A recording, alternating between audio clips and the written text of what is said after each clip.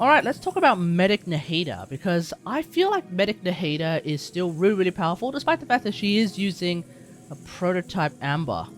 Let's have a look at what kind of shenanigans she can get up to. We're here with Nahida and the great big frog of Liyue. So, we've got a team here that's kind of like a team that I would normally use Nahida in. Double Dendro, double Electro.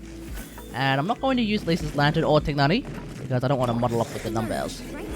Then we're just going to rely on Yaimiko for the off-field Electro damage. Let's heal. So I'm not using a healing bonus hat with this form of Medic Nahida, because we were having a look at the healing numbers last night on the Discord.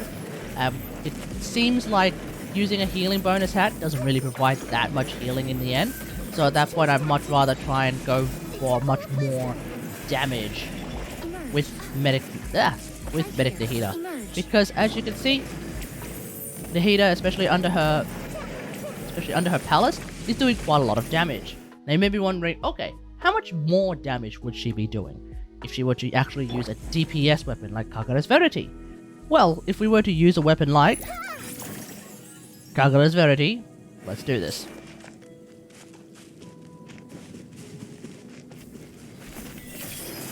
Let's use Nahida's ult.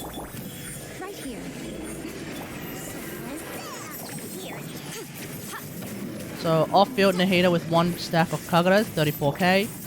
On-field Nahida with 2 stacks of Kagura's, 49k. 44k rather. 48k. Ow. Temple of Wisdom. 49k on-field Nahida with 3 stacks of Kagura's. Just like that. Essentially, yes, you are going to be losing out on a bit of damage when you're not using Kagura's, about 50% of, well, actually rather you'd be getting 50% more damage, so I guess you're losing out on about a third of your damage if you're using Prototype Amber compared to Kagura's, but for a lot of other characters, you'd be losing out on a lot more than that. The thing about Nahida is that because a lot of her damage is tied into that EM, it just means that what you're losing by not using Kagura's, being damage percent and some damage percent and mainly base attack, that kind of gets mitigated quite a lot because Nahida doesn't necessarily care too much about base attack. She still cares about base attack, don't get me wrong, but it's not as much as a lot of other characters. Which basically means that you can use Medic Nahida in a lot of other situations as well. Not just aggravate spread shenanigans, but also Medic Nahida definitely doesn't really need to worry about her quote-unquote base damage or base attack even with regards to Nilu teams. So you can potentially use her as a Nilu healer,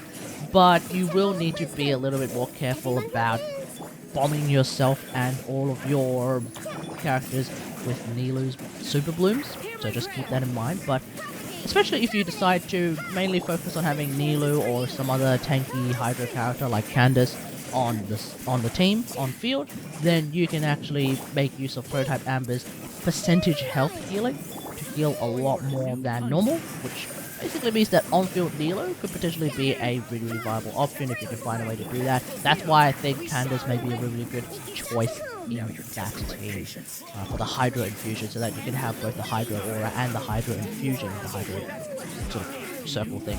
On top of that, you can potentially use Medic Nahida on teams where Nahida's personal damage isn't really what you're trying to focus on. So Tignani teams are also a very powerful option. In fact, with Tignani teams, if you drop Medic Nahida's Palace, then the EM share will also be really beneficial for someone like Tignani. So that's of course going to be really good.